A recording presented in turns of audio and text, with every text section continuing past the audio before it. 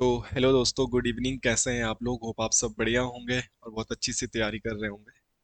आज शुरू करते हैं क्लास बहुत समय बाद। और लास्ट टाइम जब क्लास बंद करी होगी तो आंसर ईयर बुक का जून तक का करंट अफेयर आपको लिखा दिया गया था। जून के बाद उस बुक में जो करंट अफेयर दिया गया है सितंबर माह तक का करंट अफेयर दिया गया है। मे बी उसके बाद वो बुक टाइपिंग के लिए चली गई होगी, उसके बाद नहीं लिखी होगी। अक्टूबर नवंबर दिसंबर 2-3 टाइप वाइप जो भी होगा वह। तो सितंबर तक का ही उन्होंने करंट अफेयर उसमें दिया हुआ है। तो आज हम जून से लेके सितंबर तक का जो भी करंट अफेयर है आज वाली क्लास में हम उसको डिस्कस कर लेंगे। ठीक है। तो दूसरा पार्ट नहीं आएगा इसका, तो क्लास थोड़ी लंबी होगी। पूरा सितंबर तक हम आज ही डिस्कस कर लेते हैं। शुरू करते हैं। क्लास थोड़ी लंबी होगी क्योंकि पूरा का पूरा आज ही लिखवा दूंगा। तो आप भी तैयार रहिएगा और साथ साथ में लिखते रहिएगा। ठीक है। चलिए, पहला पॉइंट है हनी उत्सव। ये मैं मंथ भी लिख देता हूँ पहले। ये हम जो पढ़ रहे हैं ये हम पढ़ रहे हैं जुलाई का। ठीक है। जून तक का मैंने आपको लिखा दिया गया था। तो आज हम पढ़ रहे हैं जुलाई का। जुलाई से सितंबर। जुलाई से सितंबर। ठीक है। चलिए, शुरुआत करते हैं पहले पॉइंट से। और पहला पॉइंट है हनी उत्सव। तो हाल में ही उत्तराखंड में हनी उत्सव कहाँ पे आयोजित किया गया था, ऐसा पॉइंट बन सकता है आपके पास। तो हाल में ही उत्तराखंड में हनी उत्सव का जो आयोजन किया गया था वो नैनीताल में किया। हनी बोले तो ये शहद को बोला जाता है हनी।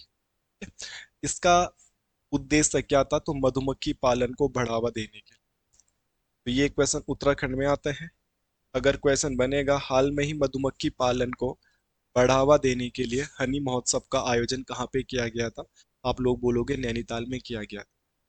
पहले ही क्वेश्चन में आपको मैं होमवर्क दे रहा हूँ जो आपने कमेंट करके बताना है।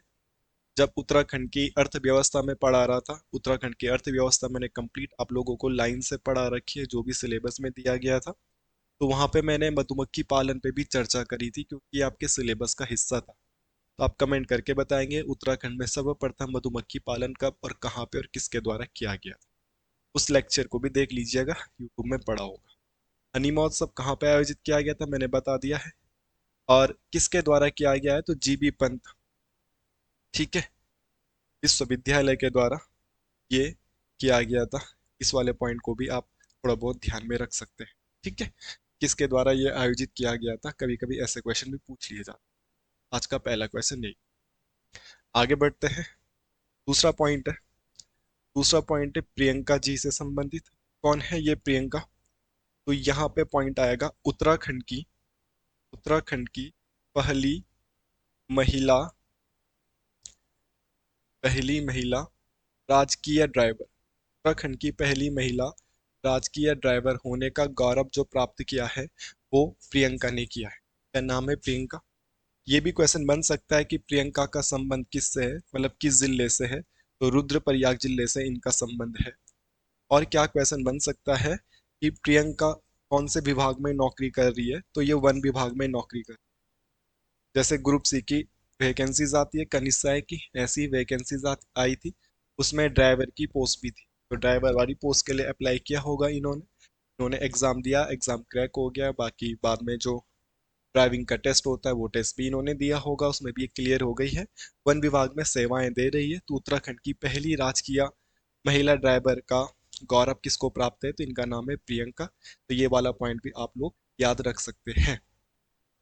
अगला नाम, अगला क्वेश्चन जो एग्जाम की दृष्टि से इंपॉर्टेंट होने वाला है। अगला नाम आपको याद रखना है अंजू जोशी। ये अंजू जोशी कौन है? ये क्यों चर्चाओं में है? इनको मिला है हाल में ही ग्लोबल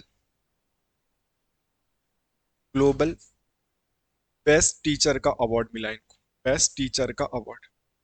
ठीक है। स्पेलिंग अपने हिसाब से लिखना, स्पेलिंग मुझसे मत देखना। ठीक है। ग्लोबल बेस्ट टीचर का अवार्ड हाल में किसको मिला है? ये अंजू जोशी को मिला है। और इसका जो आयोजन हुआ था वो कहाँ पे हुआ था? काठमांडू में हुआ था। कहाँ पे हुआ था? काठमांडू नेपाल में हुआ था। ये पॉइंट भी आप ध्यान रखें। क्वेश्चन आएगा हाल में ही काठमांडू में आयोजित ग्लोबल बेस्ट टीचर का अवार्ड उत्तराखंड की किस महिला टीचर को दिया गया था? तो अंजू जोशी इनका नाम है। काफी शानदार क्वेश्चन है, एग्जाम में बन सकता है। हाँ, अगर ऐसा क्वेश्चन बनेगा कि अंजू जोशी का संबंध किस जिले से है, अंजू जोशी उत्तराखंड में अल्मोड़ा जिले से संबंध रखती है। ये वाला पॉइंट आप नोट कर सकते हैं, है ना। और इनको काठमांडू में हो रहे ग्लोबल बेस्ट टीचर का अवार्ड इनको मिला था, अंतरराष्ट्रीय लेवल का। अच्छा क्वेश्चन है, एग्जाम में ऐसे क्वेश्चन बनते हैं, आप लोगों को ये वाला पॉइंट भी ध्यान रखना है, ठीक है। अगला पॉइंट जो हम लोगों को याद रखना है, वो याद रखना है गवर्नर्स कप। नॉर्मल क्वेश्चन आ सकता है, गवर्नर्स कप का संबंध किससे है। तो गवर्नर्स कप जो है होगा ये गोल्फ से संबंधित हो, है ना। हमारे गांव साइड तो, या नॉर्मल हम लोगों में तो ऐसी धारणा है कि ये जो गोल्फ होता है वो अमीरों का गेम होता है। आप लोगों ने देखा होगा वो स्टिक से मारते हैं बॉल को, है ना? तो ये गवर्नर्स कप गोल्फ से रिलेटेड है। हाल में ही गवर्नर्स कप का 19वां, मतलब यहीं पे लिख देता हूँ, 19वां गवर्नर्स कप, 19वां गवर्नर्स कप कहाँ पे आयोजित किया गया था उत्तराखंड में, तो ये किया गया था नैनीताल। हाल में ही नैनीताल में 19वां गवर्नर्स कप का क्या किया गया था, आयोजन किया गया था। क्वेश्चन बन सकता है कहाँ पे हुआ था, नैनीताल में। अब जब हुआ था तो कोई ना कोई तो इसका विनर होगा, ठीक है, कोई ना कोई इसका विनर भी होगा। और विनर के बाद क्या आता है, रनर, रनर अप बोलते हैं, जो भी बोलते हैं, ठीक है। विजेता और उपविजेता ये याद रखना। 19वां, ठीक है। गवर्नर्स कप हुआ था, गवर्नर्स कप से किससे संबंधित है, तो गोल्फ से। ये भी पॉइंट आपको याद रखना, ठीक है। तो यही दो पॉइंट पूछे जा सकते हैं, बाकी क्या ही पूछा जा सकता है। अगर ये पूछा जाएगा तो आप बोलेंगे राघव कालरा, राघव कालरा जी इसके विनर थे। और उप विजेता थे, उनका नाम था अमित कुमार जी, ठीक है।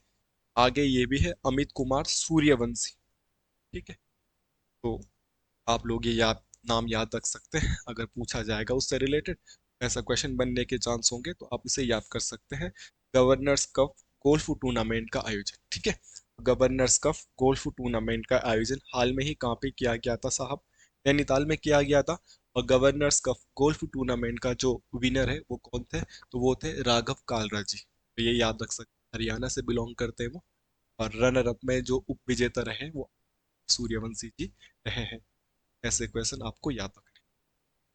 अगले क्वेश्चन की ओर चलते हैं हम और देखते हैं अगला महत्वपूर्ण क्वेश्चन जुलाई के महीने का हमारे पास क्या रहता है, ठीक है। तो ये वाला पॉइंट हमने बहुत बार चर्चा कर ली है इस पे।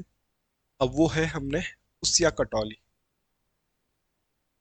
नैनीताल की एक तहसील थी कुसिया कटौली, और चमोली की एक तहसील थी जिसका नाम था जोशीमठ,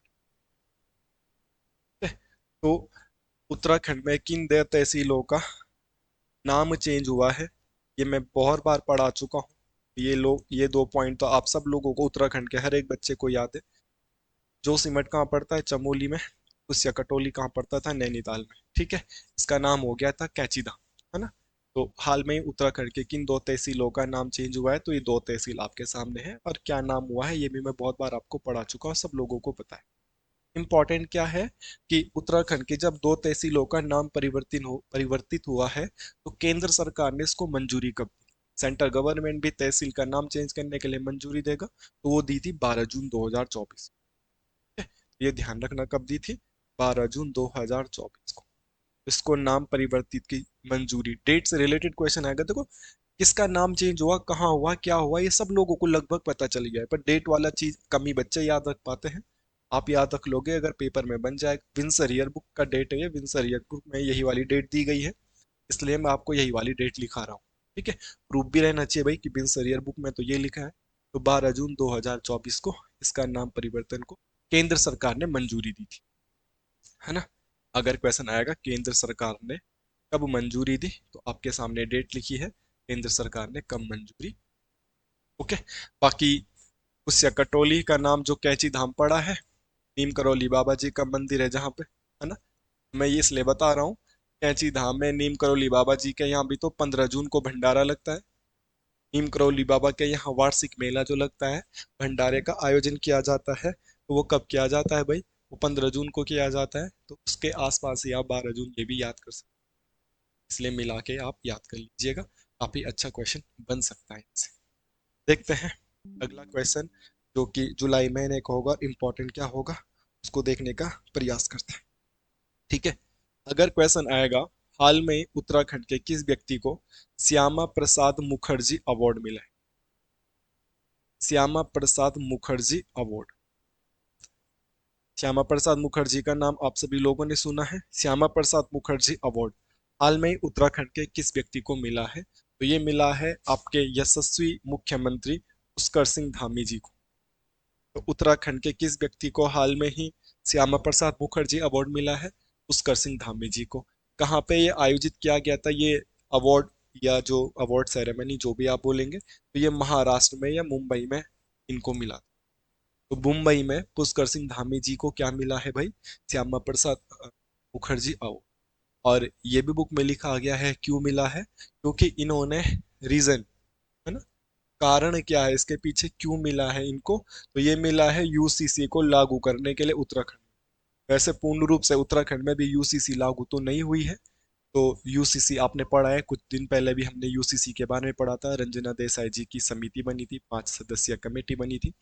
पुष्कर सिंह धामी इसमें काफी चर्चित रहे हैं, काफी चर्चाओं में रहे हैं।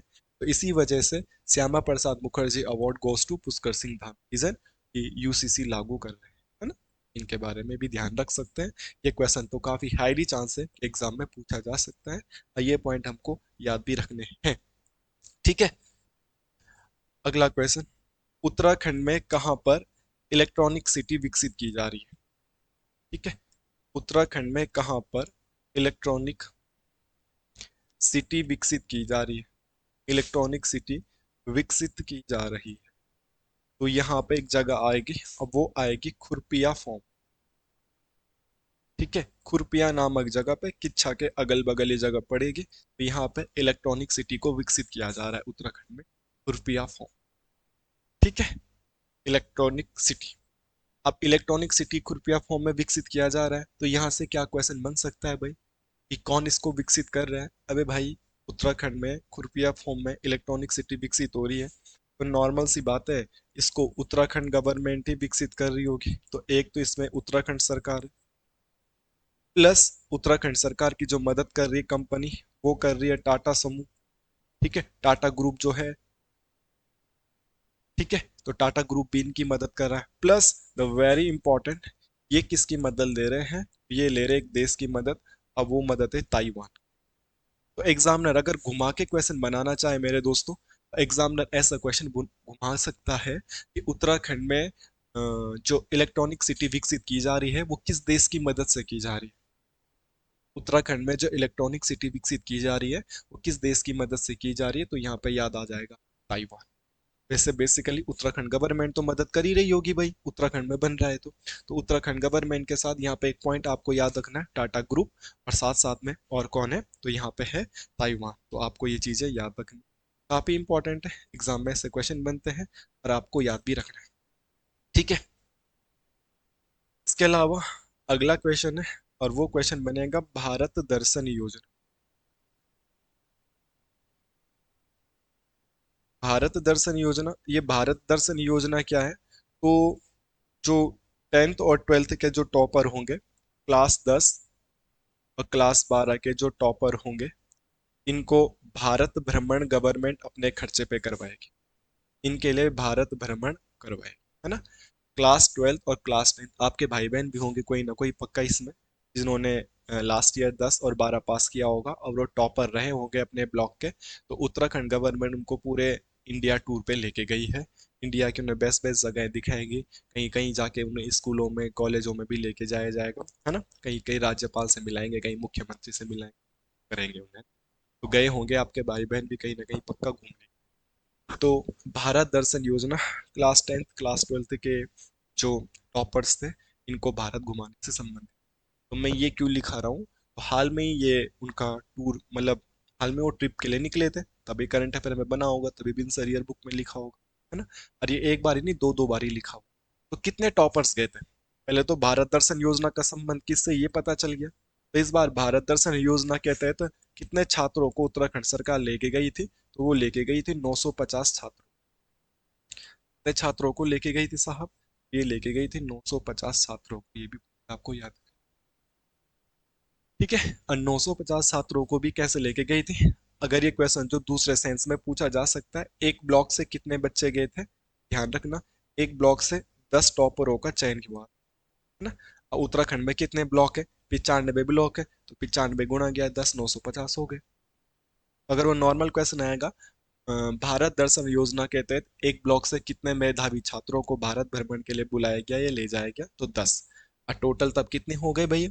95 गुना गया 10, तो कितने हो गए भाई? 950। ऐसे क्वेश्चन पूछे जाते हैं और यही चीजें आप लोगों को याद भी रखना है। अगला और बहुत इंपॉर्टेंट क्वेश्चन जो एग्जाम की दृष्टि से है, अब वो है अम्ब्रेला एक्ट। क्या रहेगा वो रहेगा अम्ब्रेला एक्ट। तो नॉर्मल क्वेश्चन आएगा भाई, अम्ब्रेला एक्ट का संबंध किससे है ना, ऐसा क्वेश्चन बनता है कि अम्ब्रेला एक्ट का संबंध किससे है। तो अम्ब्रेला एक्ट का संबंध है उच्च विश्वविद्यालयों में या उच्च शिक्षा में सभी विश्वविद्यालयों में एक जैसे कानून को। ठीक है। जो हाईली एजुकेशन वाले कॉलेज है, जो शिक्षा वाले जो कॉलेज है, उच्च शिक्षा ग्रहण करना क्लास 12th के बाद, चाहे आप किसी भी फील्ड में कर रहे हो, चाहे आप इंजीनियरिंग के फील्ड में, आप चाहे मेडिकल के कर रहे हो, लॉ के फील्ड में कर रहे हो, या नॉर्मल जैसे हम कॉलेज करते हैं ना, तो आप किसी भी फील्ड में उच्च शिक्षा ग्रहण कर रहे हो, तो सभी कॉलेजों में एक जैसे कानून लाने के लिए ये अम्ब्रेला एक्ट लाया गया। अम्ब्रेला बोले तो एक ही छाते के नीचे सारा का सारा उच्च शिक्षा होना चाहिए, ऐसा क्वेश्चन बन सकता है और ऐसा कानून आना भी चाहिए, है ना। तो यहाँ पे क्या बनेगा? उच्च शिक्षा के क्षेत्र में, उच्च शिक्षा के क्षेत्र में सभी विश्वविद्यालयों में, सभी विश्वविद्यालयों में एक जैसे कानून है, एक जैसे कानून हेतु। काफी अच्छा लग रहा है सुनने में, तो साउंड्स गुड। बाकी देखते हैं आगे जब ये एक्ट लागू होगा क्या होगा ना। तो अम्ब्रेला एक्ट क्या है? उत्तराखंड में जितने भी उच्च शिक्षा के विश्वविद्यालय होंगे, सब पर एक जैसे ही रूल एंड रेगुलेशन लगे। ठीक है, तो ये पॉइंट भी आपको ध्यान रखना। ठीक है। आप मुझे क्या कमेंट करके बता सकते हैं मेरे दोस्तों, आपके उच्च शिक्षा मंत्री कौन होंगे? आप ये कमेंट करके बता सकते हैं? बता तो सकते हैं, ठीक है, गूगल आजकल सबके पास है। चलिए, नेक्स्ट हम अगला क्वेश्चन देखते हैं। जुलाई मंथ का क्या इंपॉर्टेंट होगा हमारे पास, ये भी आपको याद रखना है। अर्न वाइल यू लर्न, है ना, मुख्यमंत्री अर्न वाइल यू लर्न। तो क्वेश्चन आ सकता है, बाकी ये क्वेश्चन तो कोई दिक्कत है नहीं, नाम से ही देखने के लिए मिल रहा है। अर्न वाइल यू लर्न, जब आप पढ़ाई कर रहे हो तब आप अर्न भी कर सकते हो। तो ये सीएम द्वारा, CM earn while you learn ऐसी एक योजना है। और ये योजना क्या है? ये योजना भी उच्च शिक्षा ग्रहण करते समय ही है। मतलब विश्वविद्यालय में पढ़ाई के साथ साथ, पढ़ाई के साथ कमाई। जो व्यावसायिक कॉलेज टाइप के होते हैं, तो वहां पे आप पढ़ाई के साथ साथ कमाई भी कर सकते हैं। ठीक है, तो ऐसा कोई स्कीम है अर्न वाइल यू लर्न, पढ़ाई के साथ साथ कमाई के अवसर भी पैदा करेगा कॉलेज। ऐसा पॉइंट आपको याद रखने चाहिए। ठीक है। तो क्वेश्चन है अगला कि उत्तराखंड में हाल में ही किस नदी पर एक कृत्रिम झील बनाई जा रही है और कहाँ पे बनाई जा रही है? झील का नाम तो मेंशन किया नहीं था। तो किस नदी पे कृत्रिम झील का निर्माण हो रहा है, जो कि लगभग 2 किलोमीटर के दायरे में बनेगी, जिससे ही वहां पे काफी विकास होगा, झील बनेगी। तो ध्यान रखना, उत्तराखंड में, उत्तराखंड में शंभू नदी पर, किस नदी पर? शंभू नदी पर, शंभू नदी पर क्या बनाई जा रही है? कृत्रिम झील बनाई जा रही है। शंभू नदी पर क्या बनाई जा रही है? कृत्रिम झील। साहब अगर बनाई जा रही है तो कोई ना कोई जिले में बनेगी, तो ये बागेश्वर में बन, नदी का नाम क्या है? शंभू नदी पर बन रही है। और कौन से जिले में बन रही है? बागेश्वर में बन। शंभू नदी के बारे में बताऊं तो ये पिंडर की एक सहायक नदी। पिंडर नदी के बारे में तो आप सब लोगों ने सुना है। पिंडर की ये एक सहायक नदी है, और पिंडर नदी की लंबाई कितनी होती है? 105 किलोमीटर। पिंडर खुद किसकी सहायक नदी है? पिंडर खुद अलकनंदा की सहायक नदी। पिंडर खुद अलकनंदा की सहायक नदी है, और अलकनंदा की लंबाई कितनी? लगभग 195 किलोमीटर। गलत तो नहीं? देख लेना, इतना ही हो, सही कर। ठीक है, तो अलकनंदा ये है। अलकनंदा उत्तराखंड की सबसे बड़ी नदी है। मुझे बहुत कमेंट आ रखे हैं उस वाली क्लास पे जहाँ पे मैंने पढ़ाया है।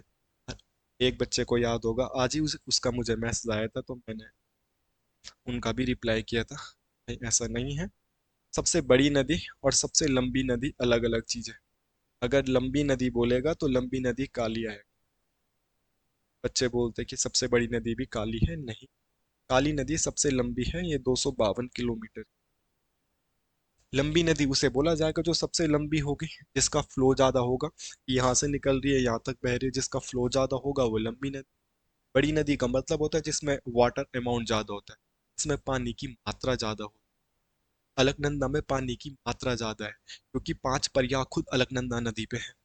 पांचों को पांचों प्रयागों का पूरा पानी किसमें मिल जाता है? अलकनंदा नदी में। इसलिए अलकनंदा नदी बड़ी है, वाटर अमाउंट ज्यादा है, पानी ज्यादा है। बड़ी बोलेगा तो अलकनंदा। लंबी की बात करेंगे तो लंबी काली नदी करना पड़ेगा, क्योंकि डिस्टेंस ज्यादा कवर कौन? काली नदी, है ना। दोनों चीज अलग अलग होते हैं, बहुत बार चर्चा कर भी मैंने बता दिया है, बच्चे पूछते हैं। तो ये था आपके पास जुलाई मंथ का करंट अफेयर। बाकी जुलाई मंथ का एक और पॉइंट आप याद कर सकते हैं। क्या याद कर सकते हैं? Kahkasha Khan.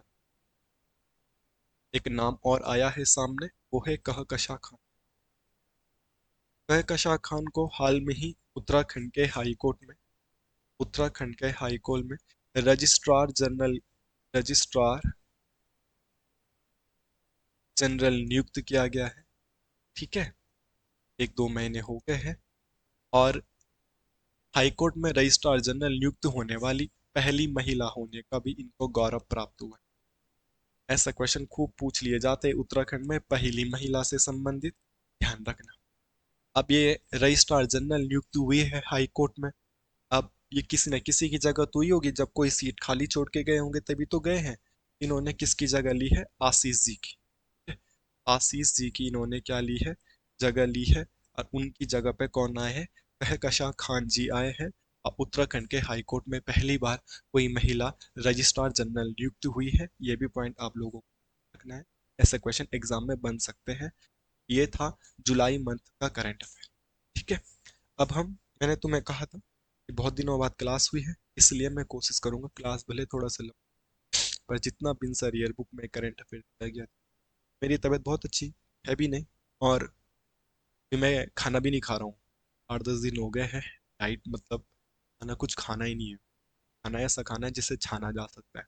Only on liquid diet, crystal liquid diet, साफ साफ मेरे पर्चे पे लिखा हुआ है डॉक्टर। क्रिस्टल लिक्विड डाइट बोले तो जूस पीना है और नारियल पानी पीना है। तो बेसिकली नारियल पानी सब कुछ चल रहा है।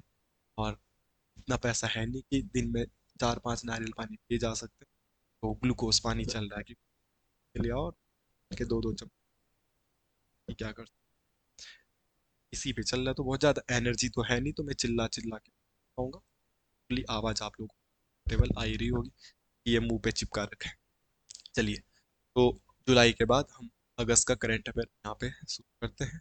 ठीक है।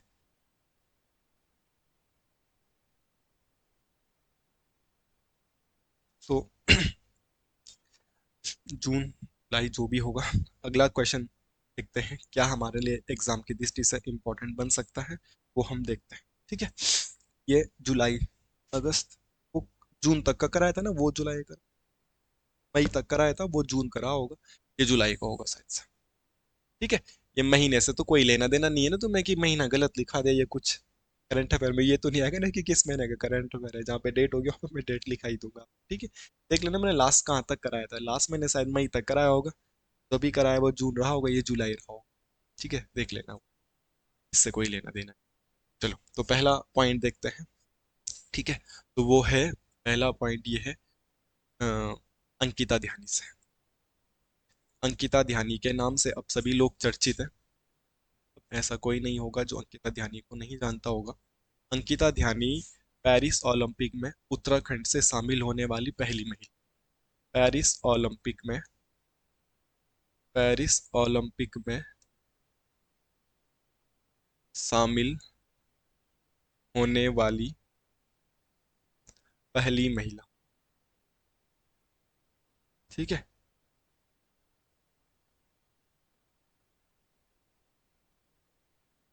ये ध्यान रखना।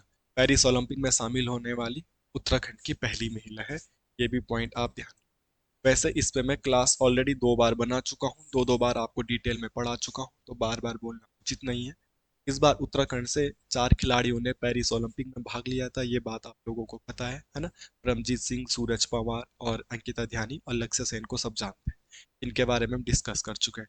4 में से एक ही तो महिला है। ठीक है। अगर ओवरऑल बात करेंगे, ओवरऑल, ये तो सिर्फ पेरिस ओलंपिक की बात हो रही थी। पेरिस ओलंपिक में तो एक ही महिला थी। मगर आज तक पूरे ओलंपिक के इतिहास में उत्तराखंड की पहली महिला एथलीट, उत्तराखंड की बात कर रहा हूं मैं, ठीक है, भारत की बात नहीं कर रहा हूं मैं, उत्तराखंड की बात कर रहा हूँ। उत्तराखंड से आज तक कोई भी महिला एथलीट ओलंपिक में पार्टिसिपेट नहीं करी थी। तो पूरे ओलंपिक में पहली महिला एथलीट जिन्होंने पार्टिसिपेट किया है वो भी अंकिता ध्यानी। इस बार तो है ही है, मगर ओवरऑल बात, इस बार तो पहली महिला है या एकमात्र महिला है, ओनली वन वुमेन, एकमात्र महिला है। मगर ओवरऑल आज तक कोई महिला एथलीट गई नहीं है, आज तक कोई महिला एथलीट गई नहीं है। तो पहली महिला एथलीट होने का गौरव भी किसको प्राप्त है? अंकिता ध्यानी जी को प्राप्त है। ये वाला पॉइंट भी आप लोगों को याद रखना है। अगली बात, हाँ, अगर बात करेंगे,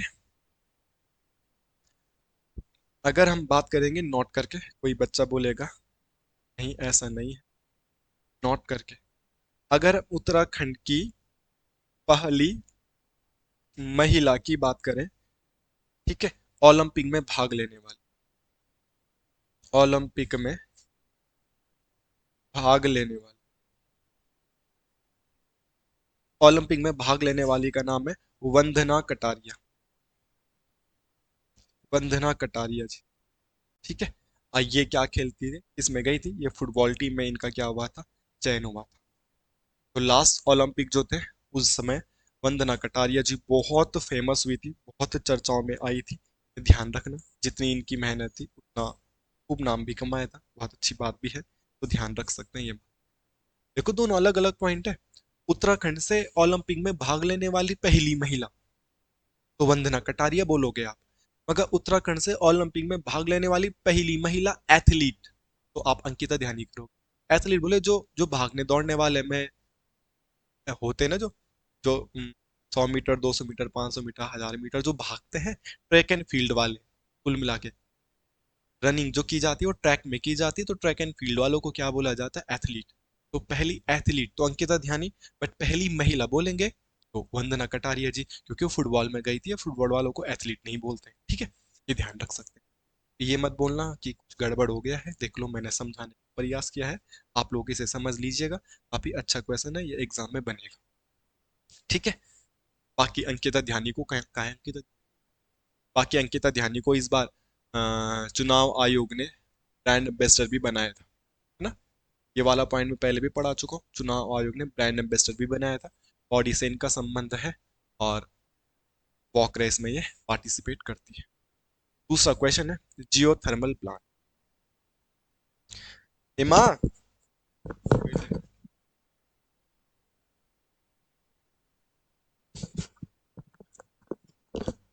सॉरी दोस्तों, ये है जियो थर्मल प्लांट। हाँ जी, को प्यास लगी है, मम्मी को बोलो पानी दो।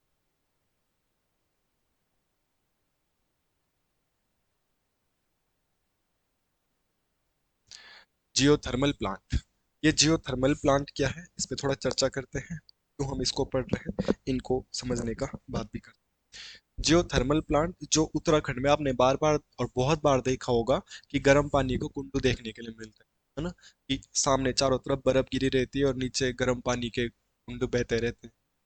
चमोली साइड में भी सलधर करके, सलधर झरना भी पड़ता है आप ना, उधर भी गर्म पानी के खूब कुंड है।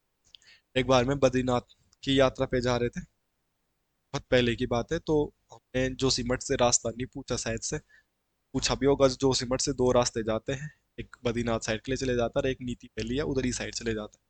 तो दूसरे साइड ये हम रॉन्ग साइड चले गए थे, उधर साइड ये है गर्म पानी का कुंड।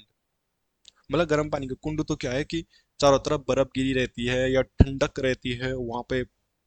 धरती के अंदर जो खूब पानी उबलता रहता है, चूना वाला पानी जो भी होता है, उस पर हाथ भी टच नहीं किया जा सकता, ऐसे छू सकते हैं बस, ऐसे परमानेंट हाथ नहीं डाल सकते, वहां इतना गर्म है। पूरा उबलता रहता है, धड़ धड़ धड़। तो ऐसा उत्तराखंड में काफी जगह आपने देखा होगा। आप केदारनाथ की यात्रा भी कर लो तो गौरीकुंड में नीचे स्नान करते हो, बिल्कुल गर्म पानी होता है, उसमें भी बिल्कुल आप नहा नहीं सकते, थोड़ा थोड़ा डालते। ये तो कुंड टाइप डूब भी गया था बाढ़ में, है ना। आप गंगोत्री जाओ तो गंगनानी में भी गर्म पानी का कुंड है। यमुनोत्री में तो प्रसाद में ही गर्म पानी में डाल के आलू, उबले हुए आलू मिल जाते, चावल। चारों धामों में गर्म पानी की व्यवस्था है, और उत्तराखंड में कुछ जगह ही और भी होती है। तो यही है जियोथर्मल प्लांट। थर्मल, थर्मस से नहीं होता है गर्म से कोई संबंधित। तो जियोथर्मल प्लांट क्यों बनाए जा रहे हैं? विद्युत का उत्पादन कर, विद्युत उत्पादन हेतु, विद्युत उत्पादन हेतु। वैसे उत्तराखंड में बिजली तो किससे बनती है? नॉर्मल बिजली किससे बनाते हो भाई आप लोग? डैम बना के, तो उससे भी बनती है। सौर ऊर्जा से भी बिजली बनती है। तो उत्तराखंड में सूर्या, प्रधानमंत्री सूर्य घर योजना या मुख्यमंत्री सौर स्वरोजगार योजना खूब चल रहा है। पिरूल से भी बिजली बना रहे हैं उत्तराखंड वाले। और अब उत्तराखंड में बिजली किससे बन रही है? जियोथर्मल प्लांट, जो गर्म पानी के कुएं हैं उनसे भी बिजली बनाने के लिए सरकार कार्यरत है। हमारी बात, जो गर्म उबलते पानी के बिजली बनाने कुछ ना कुछ आ रही है। तो ये वही है जियोथर्मल प्लांट, विद्युत उत्पादन हेतु। तो जियोथर्मल प्लांट के तहत विद्युत विद्युत उत्पादन कहाँ पे किया जा रहा है? तो चमोली में किया जा रहा है। और ये किसकी मदद से किया जा रहा है? कौन इसमें हेल्प कर रहे हैं? यहाँ से अच्छा क्वेश्चन बने। ठीक है। तो जियोथर्मल प्लांट के तहत विद्युत उत्पादन का जो प्लांट लगाए जा रहे हैं वो चमोली में लगाए जा रहे हैं। ठीक है। एग्जैक्ट जगह लिखना होगा तुम्हें तो तपोवन लिख देना। चमोली में भी कहाँ पे? तपोवन में। तो ये किसकी मदद से लगाया जा रहा है? तो एक देश इसमें मदद कर रहा है, उस देश का नाम है आइसलैंड। इसको याद कर सकते हैं, आइस बोले तो बर्फ, इधर थर्मल बोले तो गर्म, है ना। गर्म और ठंडा दोनों याद कर सकते हैं। आइसलैंड आपको आसानी से याद भी हो जाएगा, कोई बड़ी बात नहीं है। इससे पहले हमने देखा था इलेक्ट्रॉनिक सिटी बन रही थी, वहां पे कौन मदद कर रहा था? ताइवान। और यहाँ पे बिजली बनाएंगे तो आइसलैंड, ये याद है। इसके अलावा उत्तराखंड का ओएनजीसी, ओएनजीसी का है आपका देहरादून में, ये मदद कर रहा है। प्लस वाडिया इंस्टीट्यूट, है ना, प्लस वाडिया इंस्टीट्यूट, ये भी क्या कर रहा है आपका? मदद कर रहा है। तो ये पॉइंट आप लोग ध्यान में रखना, ये तीन चीज। काफी अच्छा क्वेश्चन है भाई, ये तो ध्यान रखना। ठीक है। कि जियोथर्मल प्लांट विद्युत उत्पादन किया जा रहा है, कहाँ पे किया जा रहा है, इस देश की मदद से किया जा रहा है। ऐसे पॉइंट बनते हैं एग्जाम में, दिखा दिया हूँ, आप याद कर लीजिएगा ना। ओके दोस्तों, नेक्स्ट अगला क्वेश्चन देखते हैं, क्या हमारे लिए इंपॉर्टेंट रहेगा। ये पॉइंट भी आपको याद रखना है। ठीक है। VIR, ये VIR क्या है? VIR शांति पुरस्कार। पुरस्कार शब्द शुद्धवर्तनी में भी लिखने के लिए आ जाता है उत्तराखंड में, इसलिए इस पॉइंट को याद रखना है। VIR का नाम दे रखा है विवेकानंद अंतरराष्ट्रीय रिलेशन, अंतरराष्ट्रीय संबंध। यही तो हो जाएगा विवेकानंद। अंतरराष्ट्रीय को क्या बोलोगे? इंटरनेशनल। संबंध को क्या बोलोगे? रिलेशन। शांति पुरस्कार, है ना। तो ये पॉइंट आप ध्यान रख सकते हैं। ठीक है। VIR शांति पुरस्कार ऐसा दिया गया था।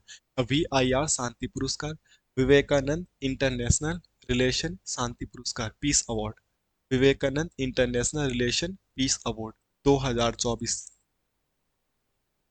ठीक है। ये एक अंतरराष्ट्रीय पुरस्कार है, और ये जो दिया जाता है, ये दिया जा रहा है जन कल्याण हेतु, इसलिए दिया जा रहा है, जन कल्याण हेतु दिया जा रहा है। ठीक है।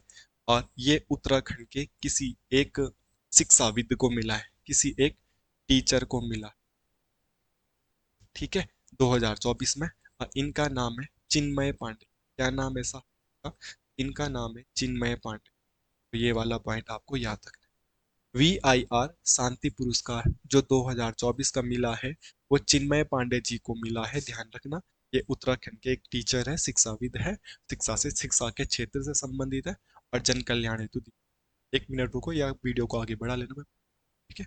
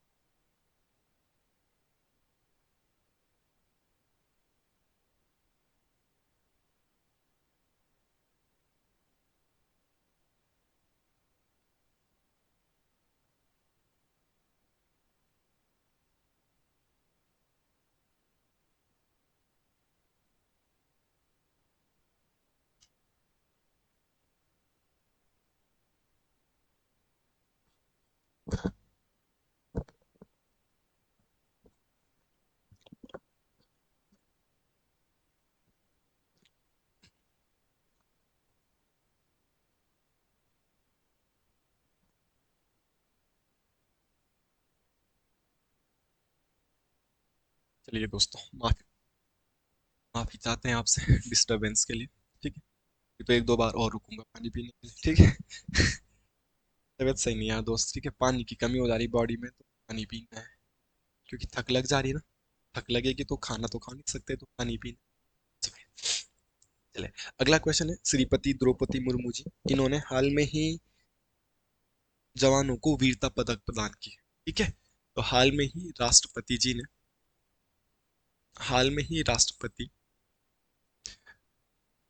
जी ने उत्तराखंड के 3 जवानों को वीरता पुरस्कार दिया है ना। ऐसा क्वेश्चन आ जाएगा कि हाल में उत्तराखंड के कितने जवानों को राष्ट्रपति जी द्वारा वीरता पुरस्कार दिया गया था, तो वो 3 जवानों को दिया। ठीक है, एक फिल्म में ना, उसमें वो बोलता है कि फौजी कितना भी बूढ़ा हो जाए वो कहलाता जवानी है ना। ठीक है, वही वाली बात है। तो बहुत बड़ी बात है ये अवार्ड हासिल करना। और एक तो हमारे क्षेत्र के थे, पैनो घाटी रिखणीखाल साइड के। ठीक है, वो पैरा कमांडो है, तो पहले उन्हीं का नाम लिख लेते हैं। 2 लोगों को मिला था शौर्य। ठीक है, शौर्य चक्र सुना है आप लोगों ने? शौर्य चक्र भी मिला है और कीर्ति चक्र भी मिला। ये क्या है?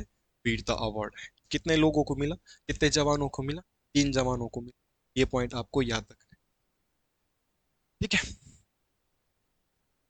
पहला नाम मैं यहाँ पे लिख रहा हूँ, वो नाम है मेजर सचिन सिंह नेगी। मेजर सचिन सिंह नेगी। और मेजर रविंद्र सिंह रावत। इन 2 जवानों को क्या मिला है साहब? शौर्य चक्र इस बार दिया है। उत्तराखंड से बिलोंग करते। कीर्ति चक्र मिला है, ये पैरा कमांडो है।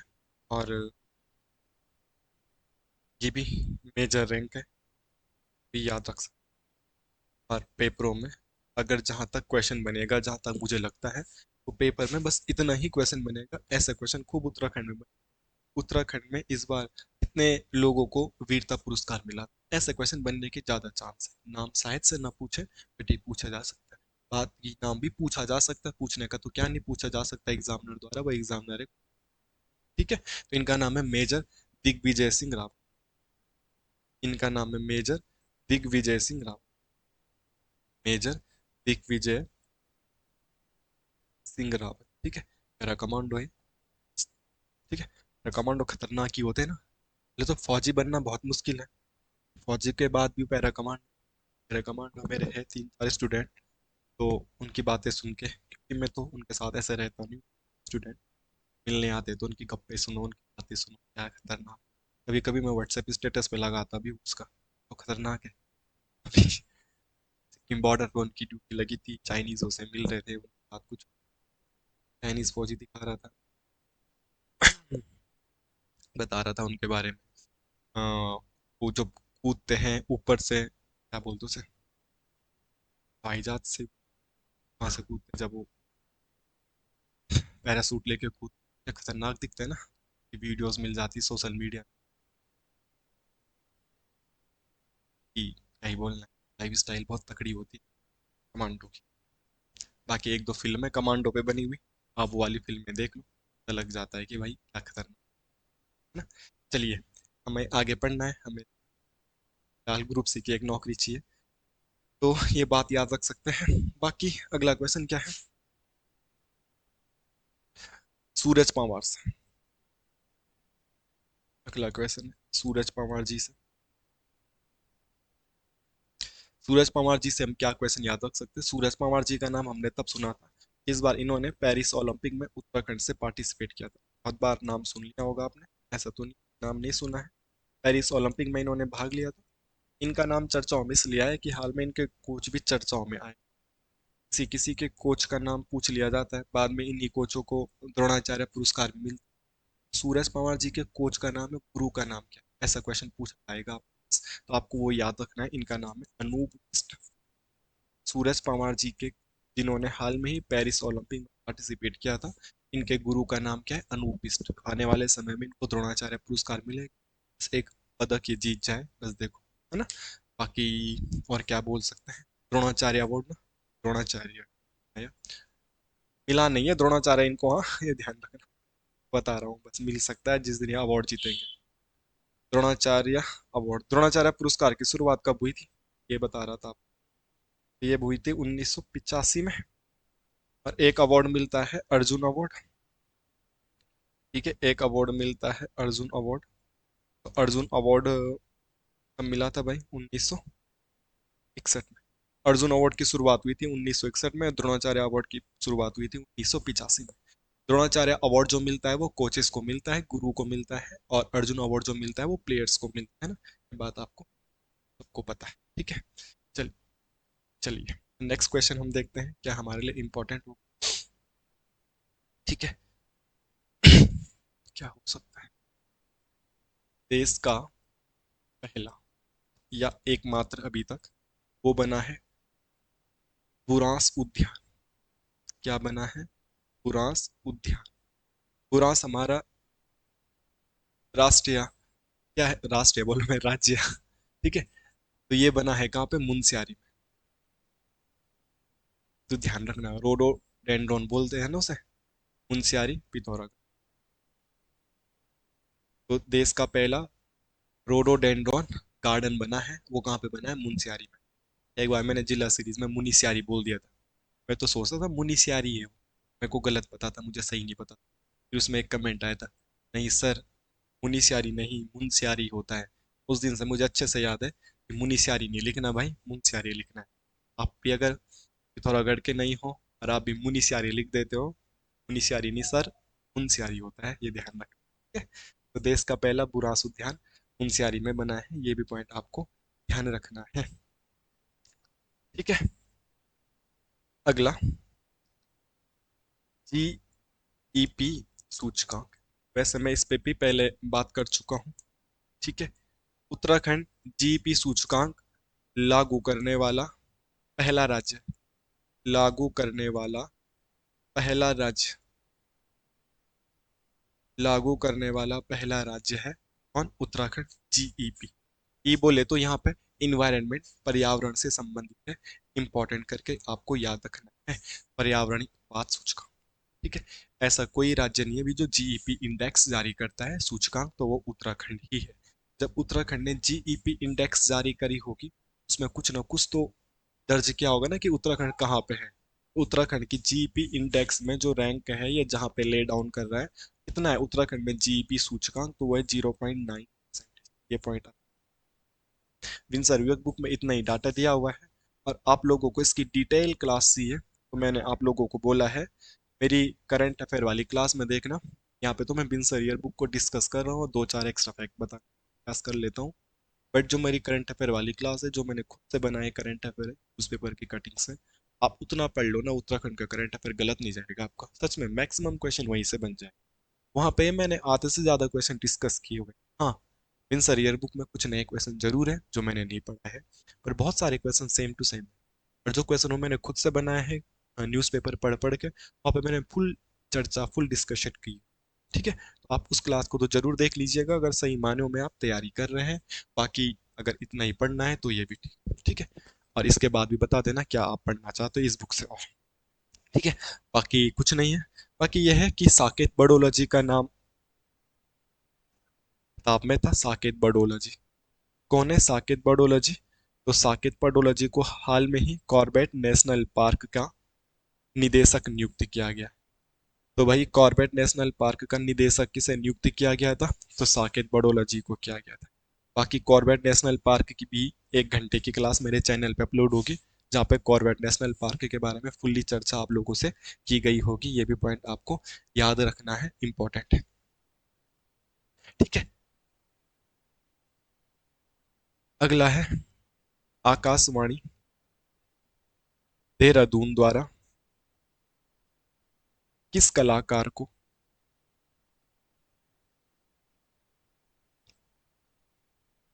टॉप ग्रेड प्रदान किया गया है?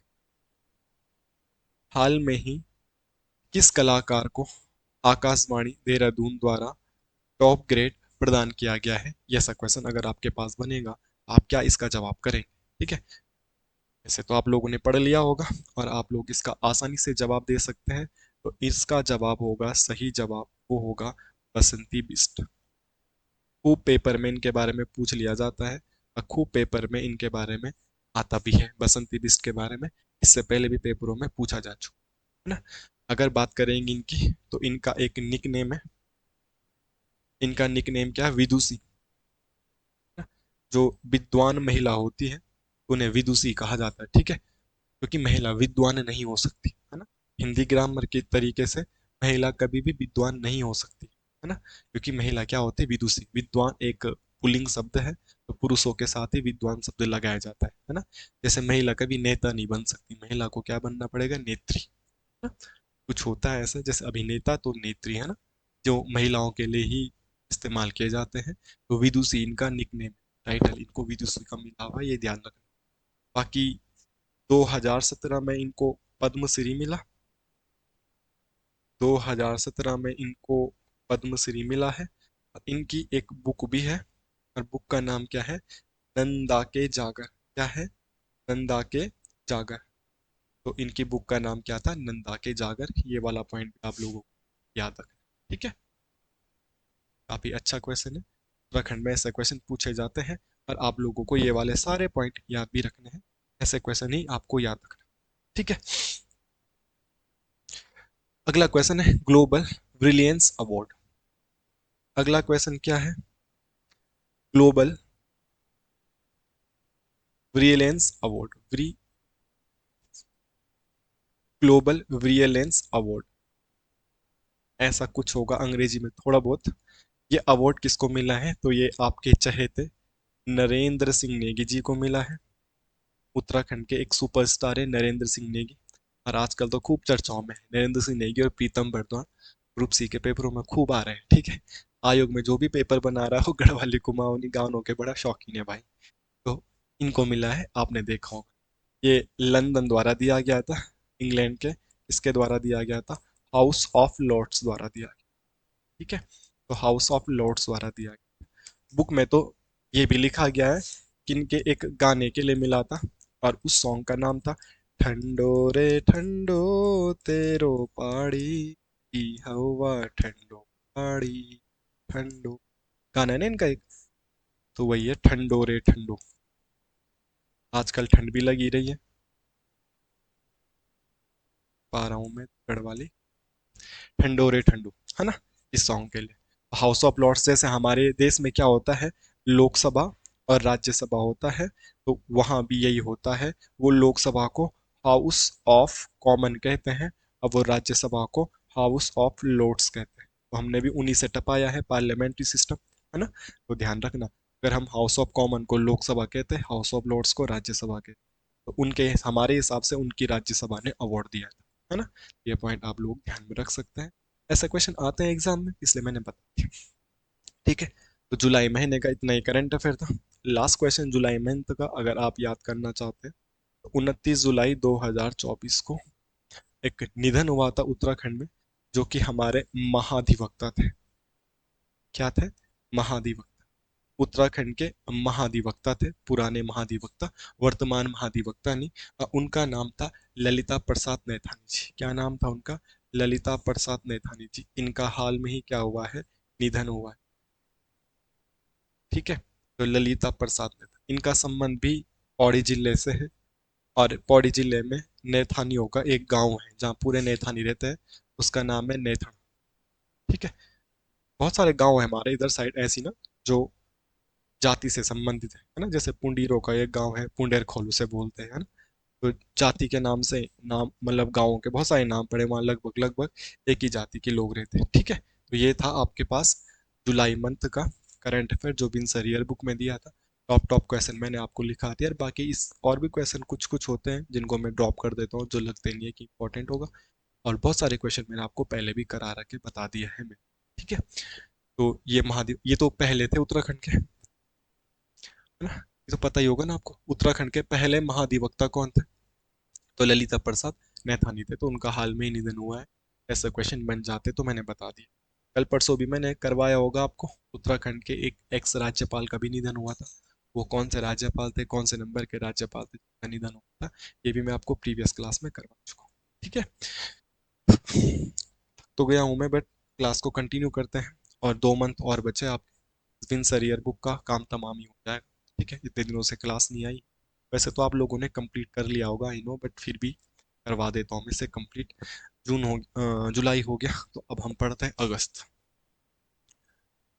अगस्त माह का क्या करंट अफेयर विंस ईयर बुक में इंपॉर्टेंट होगा, उस पर हम थोड़ी सी चर्चा करते हैं, पढ़ने का प्रयास करते हैं अगस्त का। ठीक है, तो अगस्त का जो पहला क्वेश्चन है विंस ईयर बुक में, वो है ट्रैक ऑफ द ईयर। भाई ये ट्रैक ऑफ द ईयर तो सबने घोल के पी लिया होगा, सबको याद हो गया होगा। ठीक है, बहुत बार चर्चा होगी ट्रैक ऑफ द ईयर पे। तो ट्रैक ऑफ द ईयर 2024 में जो दे रखे हैं वो दो है ना? तो एक था शिमला, इसको मिला है शिमला पास को मिला है शिमला दर्रा। शिमला दर्रा भी खूब आता है। शिमला दर्रा किन दो जगहों को जोड़ता है भाई, है? पता है आप लोगों को? ब्यास घाट टू, ब्यास घाटी टू दारमा घाटी, ब्यास घाटी टू दारमा घाटी। ठीक है, तो ब्यास घाटी तो दारमा घाटी सिल्ला दर्रा इन दोनों जगहों को जोड़ता है। ठीक है, कहाँ पे है ये? पिथौरागढ़ में। दर्रे किसी न किसी दो जगहों को जोड़ते हैं ना। तो सिल्ला दर्रा को भी इस बार क्या मिला है, ट्रैक ऑफ द ईयर का दर्जा मिला है। ये पॉइंट आप लोगों को याद रखना है। और किसको मिला है भाई ट्रैक ऑफ द ईयर का दर्जा? तो दूसरा जो दर्जा मिला था इस बार ट्रैक ऑफ द ईयर का, वो मिला था सरुताल को। ठीक है, और ये सरुताल कच्छ, तो ये उत्तरकाशी मच्छ। ये बात आप सब लोगों को पता है ना? तो ये बेसिक सा बात है, पहले से हम लोगों को पता है। तो ये अगस्त माह का पहला क्वेश्चन था, तो हमने इसको करवा दिया है, आपको याद रखना चाहिए। ठीक है, इसी में जो एक्स्ट्रा फैक्ट दे रखे थे उन्होंने बुक में, वो दे रखे थे बुग्यालों से संबंधित, बुग्याल। ठीक है, इसी क्वेश्चन में सरुताल ये इससे संबंधित बुग्याल दे रखे थे। ये बुग्यालों के प्रकार, बुग्यालों के प्रकार कितने हैं भाई? तो बुग्याल कितने प्रकार के होते हैं, ये दे रखे हैं 5 प्रकार के। ठीक है, यहाँ से एक क्वेश्चन आ रखा है, बुग्यालों के जो चरवाहे होते हैं, बुग्यालों में जो बकरी भेड़ बकरी चराने वाले जो चरवाहे होते हैं, इन चरवाहों को अलग अलग नाम से जाना जाता है। और यहाँ से क्वेश्चन पूछा जा चुका है प्रीवियस पेपर में। ये नाम तो याद रख लेना, पालसी। एक नाम ये याद रखना बकरवाल, और एक नाम ये याद रखना लोरिया। इस टाइप का एक नाम होता है, ये इनको खूब कहा जाता है, ये ध्यान रखना। बुग्यालों पे जो पशु चारक होते हैं, चरवाहे होते हैं, उन्हें किस नाम से जाना जाता है, आपके सामने लिखा है, ये भी आपको याद रखना है। ठीक है, ये एक वस्त्र पहनते जो इनका कोट होता है खूब फेमस, उसे क्या कहा जाता है? और ये होता है इनका डोरवा। ठीक है, बुग्यालों पे जो पशु चारक होते हैं उनके द्वारा पहने जाने वाला जो उनका प्रमुख वस्त्र है, उस वस्त्र का नाम है डोरवा। ये वाला पॉइंट भी आपको याद रखना है। ठीक है, करंट अफेयर से ही जोड़ना है, तो ये भी ध्यान रख सकते हैं। बुग्याल संरक्षण दिवस। ठीक है, बुग्याल संरक्षण दिवस, बुग्याल संरक्षण दिवस मनाने का अनाउंसमेंट कब किया है आपके पुष्कर सिंह धामी जी ने? तो ये किया है 2 सितंबर को। और अब आपने कमेंट करके बताना 2 सितंबर को दूसरा उत्तराखंड में कौन सा दिवस मनाया जाता है। 2 सितंबर को बुग्याल संरक्षण दिवस मनाया जा रहा है, वो तो मैंने लिख दिया। बट 2 सितंबर को बुग्याल संरक्षण दिवस के अलावा कौन सा दिवस मनाया जा रहा है, ये आप कमेंट करके बताएंगे, क्योंकि आप लोगों को ये चीज पढ़ाई जा चुकी है। और जो चीज एक बार पढ़ाई जा चुकी है वो आपको याद हो जानी चाहिए। ठीक है, अगला क्वेश्चन देखते हैं। अगला क्वेश्चन क्या है? वो है कि 2024 में उत्तराखंड की कितनी महिलाओं को तीलू रोतेली पुरस्कार मिला है? ठीक है, तो इस बार उत्तराखंड की कितनी महिलाओं को तीलू रोतेली पुरस्कार मिला है? तो ध्यान रखना, मैंने यहाँ पे लिख दिया है, 13 महिलाओं को तीलू रोतेली पुरस्कार मिला है। हर एक जिले से एक एक महिला का चयन हुआ था तीलू रोतेली पुरस्कार के लिए। पौड़ी से तो हमारे यहाँ से अंकिता ध्यानी का चयन हुआ था। और अगर 13 जिलों में मेरी क्लास देखने वाले बच्चे हैं तो आप कम से कम अपने अपने जिले का उस महिला का नाम लिख देना जिसको इस बार तीलू रोतेली पुरस्कार मिला, है ना। अच्छा डाटा भी हो जाएगा, अच्छी तैयारी भी हो जाएगी, थोड़ा कमेंट्स को देख लीजिएगा, पता लग जाएगा आप लोग, है ना। और ऐसे में याद भी हो जाएगा। मेरे पौड़ी जिले से जो तीलू रोतेली पुरस्कार की विनर है 2024 की, वो मैं बता देता हूँ, वो है अंकिता ध्यानी जी। बाकी अंकिता ध्यानी जी के बारे में आज की क्लास में भी खूब चर्चा कर ली है, एथलीट है। तो 2024 में पौड़ी जिले से इनका नॉमिनेशन हुआ था और यही जीते। पूरे उत्तराखंड में 13 महिलाओं को मिला है, हर जिले से एक एक महिला को मिला है। मैं पौड़ी का हूँ तो पौड़ी से अंकिता ध्यानी को मिला है। तुम कहाँ के हो, तुम्हारे जिले से इस महिला का चयन 2024 में तीलू रोतेली पुरस्कार के लिए हुआ, तो आप लिख देना। कभी मैजिक में क्वेश्चन आ जाएगा तो फंस जाएगा बच्चा, तो इसलिए आप अपने अपने जिलों का कमेंट जरूर कर देना, है ना। जैसे कि तुम देहरादून के हो, आपने एक बार किसी बच्चे ने कमेंट कर दिया तो दूसरे को कोई जरूरत नहीं है। मगर जब तक तेरा जिले ना हो जाए अपने अपने जिले का जरूर कमेंट कर देना, मैचिंग में आ सकते हैं। मगर ये क्वेश्चन याद रख लेना, कितनी महिलाओं को मिला था, 13 महिलाओं को मिला था, ये भी याद रख सकना आप लोग, ठीक है। कब मिलता है ये, तो ये मिलता है 8 अगस्त को, ठीक है। 8 अगस्त 1661 में ही तीलू रोतली जी का क्या हुआ था, जन्म हुआ था, तिलोत्मा देवी का, ठीक है। इसीलिए 8 अगस्त को ये मिलता है। और क्या याद रख सकते हैं, अगर क्वेश्चन आएगा तीलू रौतेली पुरस्कार की शुरुआत कब हुई, है ना। कभी ना कभी तो ये पुरस्कार शुरू हुआ होगा। और एक होता है तीलू रौतेली, क्या होता है, तीलू रौतेली पेंशन योजना, है ना। तीलू रौतेली पेंशन योजना, तो तीलू रौतेली पेंशन योजना ये तो 2014 में शुरुआत हुआ था। और अगर हम तीलू रौतेली पुरस्कार की बात करेंगे तो ये 2009 से शुरुआत हो चुकी है ना। इस बार कितने लोगों को मिला आपके सामने लिखा हुआ है, मगर शुरुआत कब से हुआ, 2009 में, ये 2024 चल रहा है तब से दिया जाता है। इस बार कितनी महिलाओं को मिल रहा है, 13 महिलाओं को मिल रहा है। मैं बॉडी को हूँ, मैंने बता दिया है, आप लोग भी बताने का प्रयास करेंगे, इसी बहाने आप कम से कम कमेंट तो कर दोगे, और इसी बहाने ये भी पता चल जाएगा कि ये क्लास देखने वाले बच्चे कहाँ कहाँ से देख रहे हैं, है ना। नेक्स्ट, अगला क्वेश्चन जो हमें देखने के लिए मिला है, वो कौन सा क्वेश्चन है, आपको एक पॉइंट याद रखना है। जो सामाजिक योजनाएं, सरकार द्वारा सामाजिक योजनाएं चलाई जाती समाज के लिए, गरीब वर्ग या मिडिल क्लास के लिए बहुत सारी योजना आती है जिनसे वो अपना विकास करे, ठीक है। मैं ज्यादा नहीं बोलूंगा, बट जैसे श्रम विभाग होता है, आप लोगों को पता होगा, गांव में श्रम विभाग का कार्ड भी बनता है। तो श्रम विभाग के ऑफिस में इतनी सारी चीजें मिलती है आजकल, उनको छाते मिल रहे होंगे, जूते मिल रहे होंगे, गर्म मोजे मिल रहे होंगे, बरसात के टाइम पे कुताल वगैरह मिलते, चीज वगैरह मिलती, एक एक से टॉर्च वगैरह चीजें मिल, एक टाइम पे उनको साइकिलें मिल रही थी सरकार द्वारा। गाँव में योजनाओं को पता ही नहीं होता है, तो लोग उनका फायदा भी नहीं उठा पाते। मगर आप जानकार हो, थोड़ा बहुत पढ़े लिखे हो, तो आप इन योजनाओं को फायदा उठाएगा। मैं ये ज्ञान इसलिए दे रहा हूँ कि केंद्र सरकार ने बोला था प्रत्येक राज्य सामाजिक कल्याण या जन कल्याण की योजनाओं का ऑडिट करे। आप क्या क्या कर रहे हो राज्य में, किस लेवल पे वो काम कर रहे हो कि नहीं कर रहे हो, तो उसमें उत्तराखंड का पहला स्थान आए। और रैंकिंग वाले क्वेश्चन उत्तराखंड में खूब पूछे जाते हैं, तो ध्यान रखना। क्या क्वेश्चन बनेगा इससे, क्वेश्चन बनेगा सामाजिक न्याय और अधिकारिता मंत्रालय, थोड़ा डिटेल लिख देता हूं मैं, सामाजिक न्याय, सामाजिक न्याय और क्या लिखा है, अधिकारिता मंत्रालय, अधिकारिता मंत्रालय। इन्होंने बोला था प्रत्येक राज्य को कि आप अपनी जन कल्याण की योजनाओं का ऑडिट करो,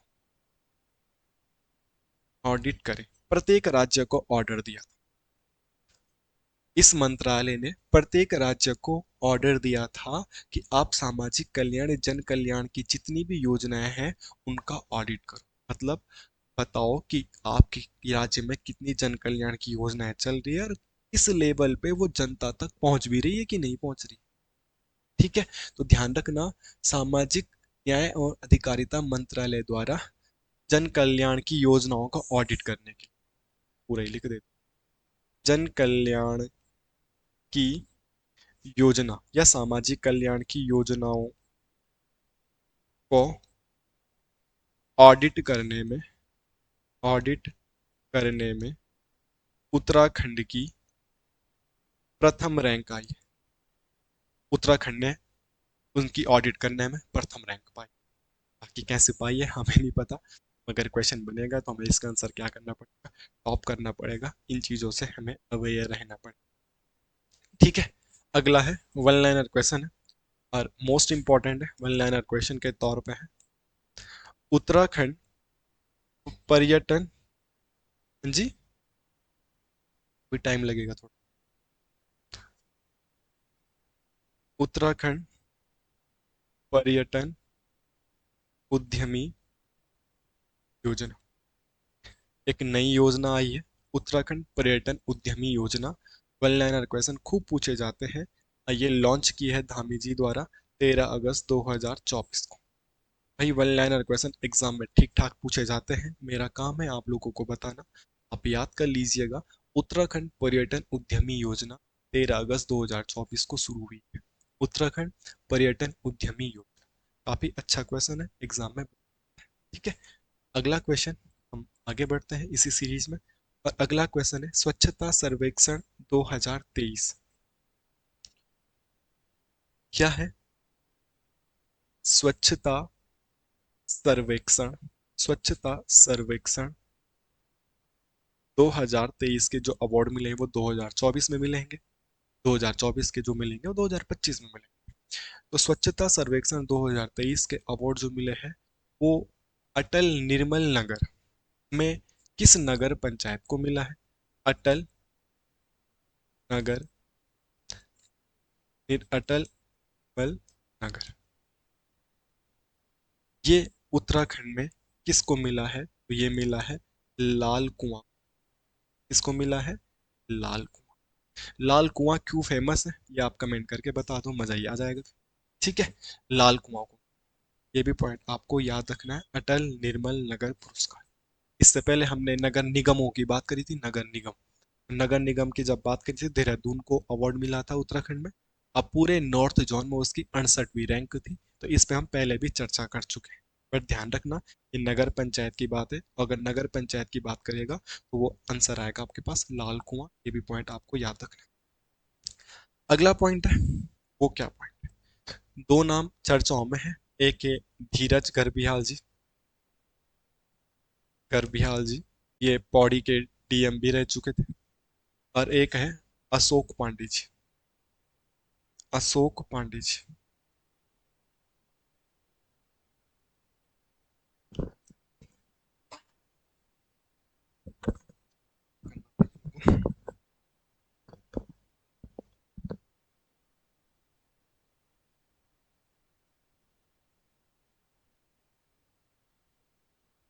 ये धीरज गर्बियाल जी, अशोक पांडे जी, इन दो लोगों ने मिलकर एक बुक लिखी है।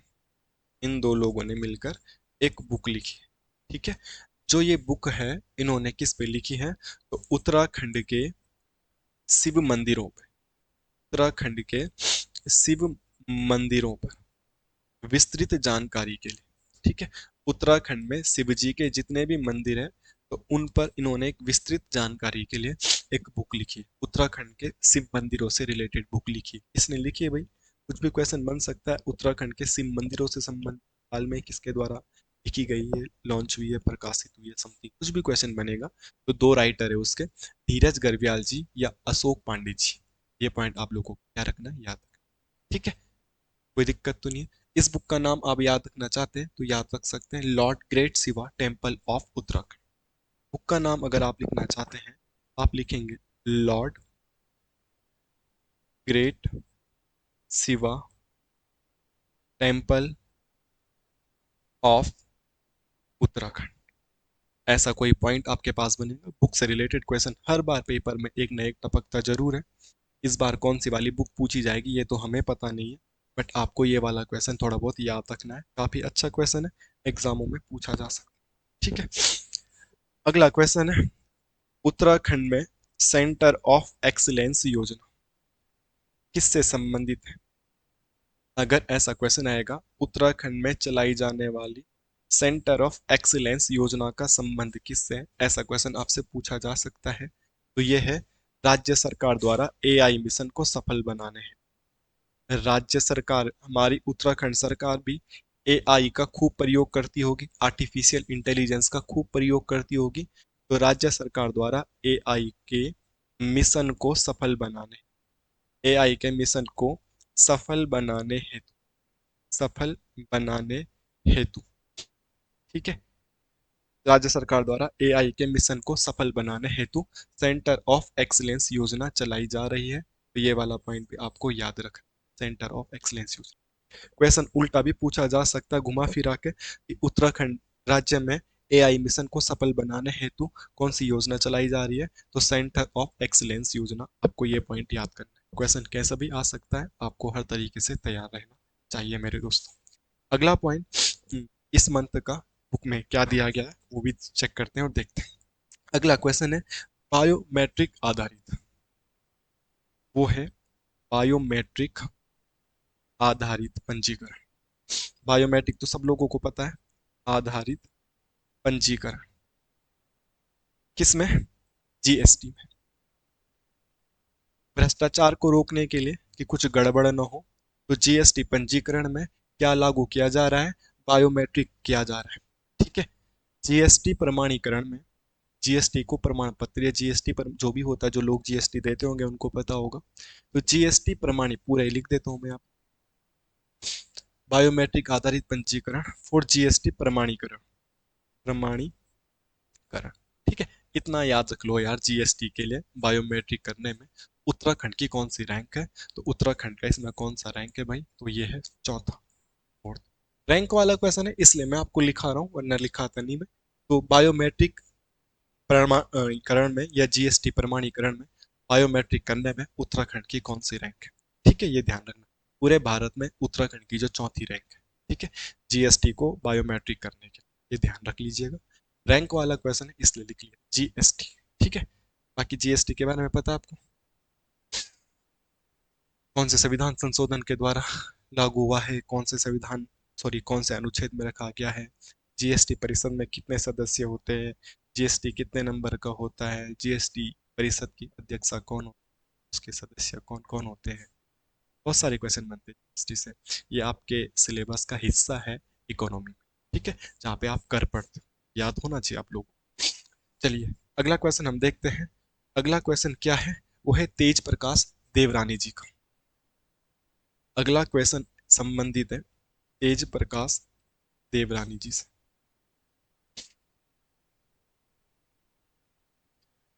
तेज प्रकाश देवरानी जी, तेज प्रकाश देवरानी जी रुद्रप्रयाग जिले से संबंधित है।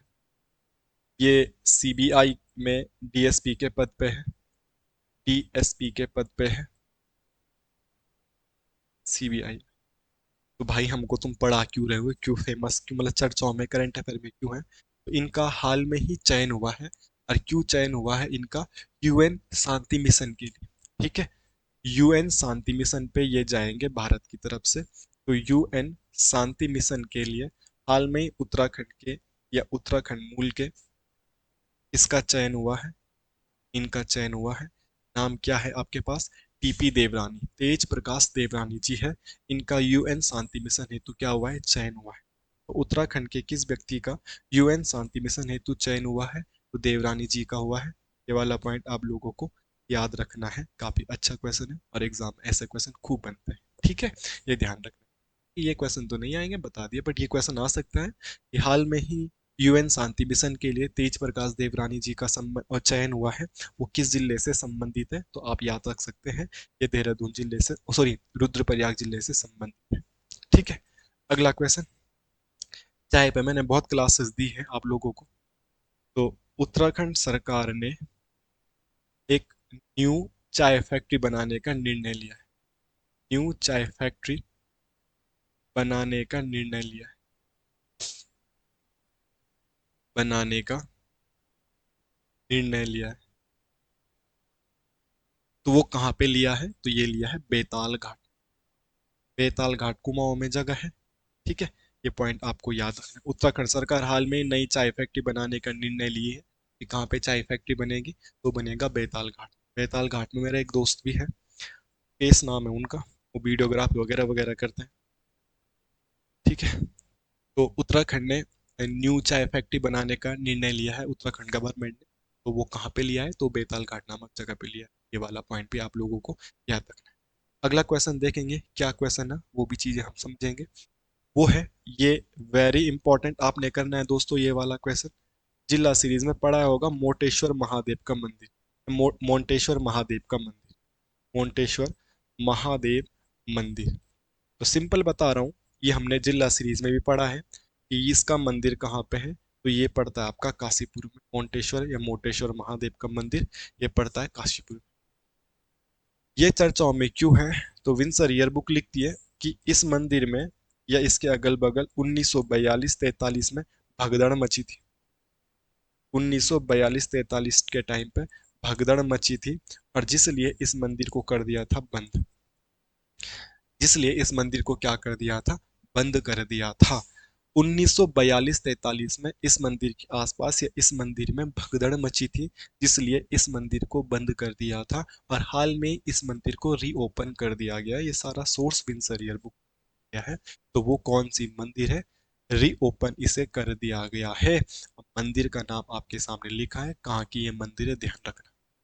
हाल में ही 1942-43 से बंद मंदिर को हाल में ही रीओपन किया है, निम्न में से वो कौन सा मंदिर है, ऐसा करके कोई क्वेश्चन पूछा जा सकता है आयोग द्वारा। काफी अच्छा क्वेश्चन है, ध्यान रखना है कहाँ पे ये मंदिर है, कौन सा ये मंदिर है। आपके सामने बोर्ड पे लिखा है, ये पॉइंट आपको याद होना चाहिए, काफी फेमस क्वेश्चन है। ठीक है, तो ये था आपके पास अगस्त महीने का करंट अफेयर। अब हम पढ़ते हैं लास्ट, अब वो है सितंबर महीने का करंट अफेयर। जो विंसर ईयर बुक है उसमें सितंबर तक का ही महीने महीने करके आपको करंट अफेयर दिया गया है, तो इसीलिए हम सितंबर तक का अफेयर पढ़ेंगे। इसके बाद आगे करंट अफेयर जो दिए हैं उन्होंने, वो नेशनल करंट अफेयर दिए, वो भी मंथली दिया हुआ है सितंबर तक। क्या नेशनल करंट अफेयर आपको पढ़ाना है, या नेशनल करंट अफेयर को स्किप करके आगे फिर उसमें उत्तराखंड का डाटा दिया है, उत्तराखंड का डाटा आपको पढ़ाना है। करंट अफेयर से भी रिलेटेड होगा और कुछ एक्स्ट्रा फैक्ट्स नॉर्मल जीके से भी रिलेटेड होगा। आपको विंसर ईयर बुक का नेशनल डाटा भी करवाना है, नेशनल करंट अफेयर भी करवाना है, या फिर उत्तराखंड उत्तराखंड वाला करवाना आगे, वो आप कमेंट करके बता देना। ऐसा कमेंट वही बच्चा कर पाएगा जो यहाँ तक क्लास देख पा रहा होगा। ठीक है। तो सितंबर या आखिरी महीने का कुछ करंट अफेयर है, उसको देखते हैं क्या क्वेश्चन आ सकता है। इज ऑफ डूइंग कार्यक्रम के तहत टॉप अचीवर अवार्ड प्राप्त करने वाला उत्तराखंड प्रथम राज्य है। इज ऑफ डूइंग कार्यक्रम होता है, तो इज ऑफ डूइंग कार्यक्रम के तहत, इज ऑफ डूइंग कार्यक्रम के तहत, ठीक है, टॉप अचीवर्स में, टॉप अचीवर्स अवार्ड प्राप्त करने वाला उत्तराखंड क्या है, प्रथम राज्य है। ये पॉइंट आपको याद रखना, उत्तराखंड कैसा राज्य है, प्रथम राज्य है। आप इतना याद कर लेना, जहाँ पे ईज ऑफ डूइंग की बात आएगी और उत्तराखंड की बात आएगी, तो वहाँ पे आप उत्तराखंड को कौन सी रैंक देना, प्रथम रैंक देना, बस ज्यादा दिमाग आपको लगाने की जरूरत नहीं। अगला है राजभाषा गौरव सम्मान। ये वाला क्वेश्चन भी काफी अच्छा है भाई।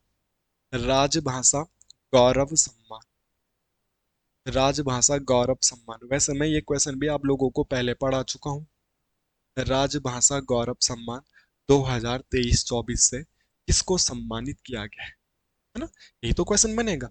राजभाषा गौरव सम्मान से किसको सम्मानित किया गया है, तो ये जो सम्मानित किया गया है मेरे दोस्तों, ये किया गया है गिरीश चंद्र जोशी जी को। साहब किसको सम्मानित किया गया है, तो गिरीश चंद्र जोशी जी को सम्मानित किया गया है राजभाषा गौरव सम्मान से। इंपॉर्टेंट करके याद रख। जब इनको राजभाषा गौरव सम्मान मिला होगा, तो इन्होंने कोई बुक लिखी है भाई, तभी तो इनको मिला। तो इनकी बुक का नाम क्या है तो इनकी बुक का नाम है विज्ञान और ब्रह्मांड, ब्रह्मांड विज्ञान और ब्रह्मांड इनकी बुक है। इस बुक के लिए गिरीश चंद्र जोशी जी को राजभाषा गौरव सम्मान ये ये बात आप लोगों को याद रखनी चाहिए। ठीक है, नेक्स्ट क्वेश्चन हम देखते हैं और क्या एग्जाम में पूछा जा सकता है, ये वाले पॉइंट भी आपको याद रखना। अगला क्वेश्चन जो है वो रहेगा मनोज पंत जी से। साहब ये मनोज पंत जी कौन है, क्यों चर्चाओं में। मनोज पंत जी इसलिए चर्चाओं में हाल में ही पश्चिम बंगाल के इनको मुख्य सचिव बनाया गया। जैसे उत्तराखंड में मुख्य सचिव किसको बनाया गया? राधा रतूड़ी जी को। वो पहली महिला मुख्य सचिव भी हमारी। तो ये मनोज पंत जी है, ये वेस्ट बंगाल के मुख्य सचिव बने। तो भाई हम वेस्ट बंगाल का मुख्य सचिव क्यों पढ़े? हम इसलिए पढ़ रहे हैं कि बुक में दिया है। अब पंत देख के आपको लग तो रहा होगा कि ये उत्तराखंड मूल के है।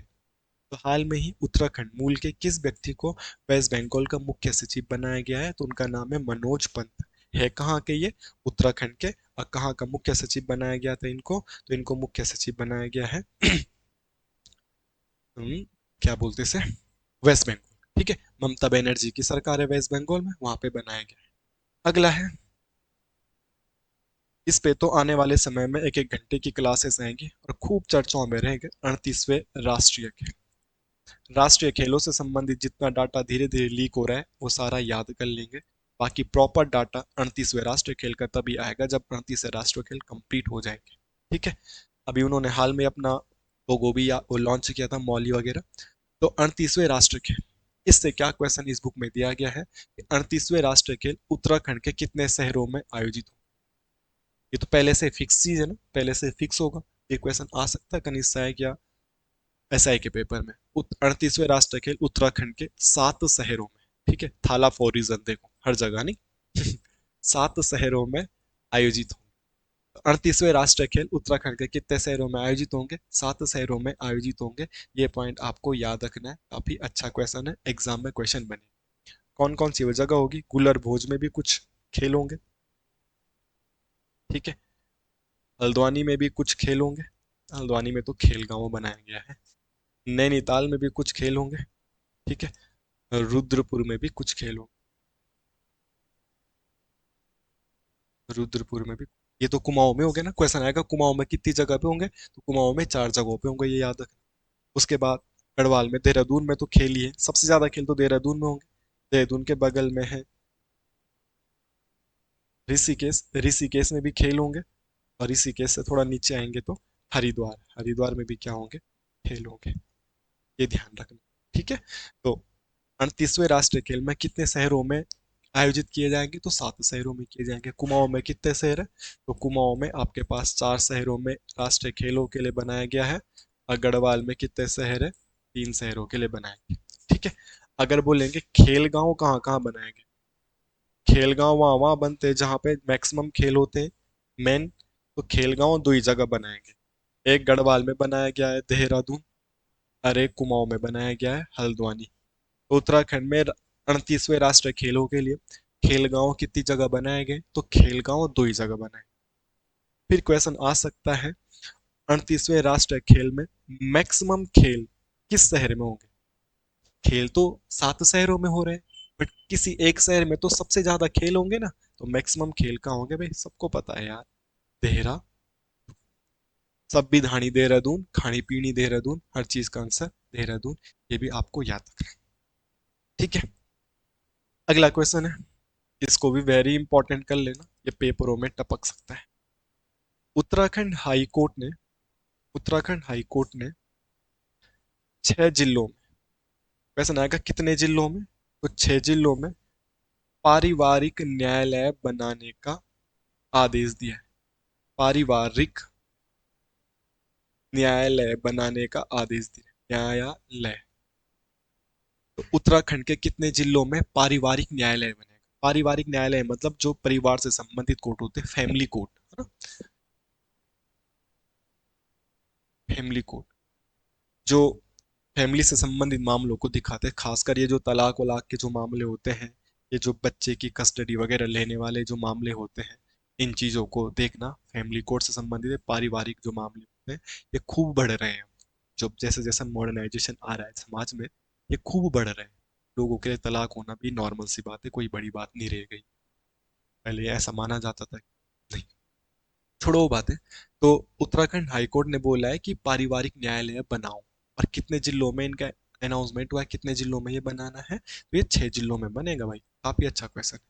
ये 6 जिले कौन से हैं? अगर आपको याद करना है तो इनको आराम से याद कर सकते हैं। बारूच, तो ये बारूच उत्तराखंड के 3 छोटे छोटे जिले हैं। कौन से हैं? बागेश्वर, और छोटा जिला कौन है? रुद्रप्रयाग। और छोटा जिला कौन है? चंपावत। है ना?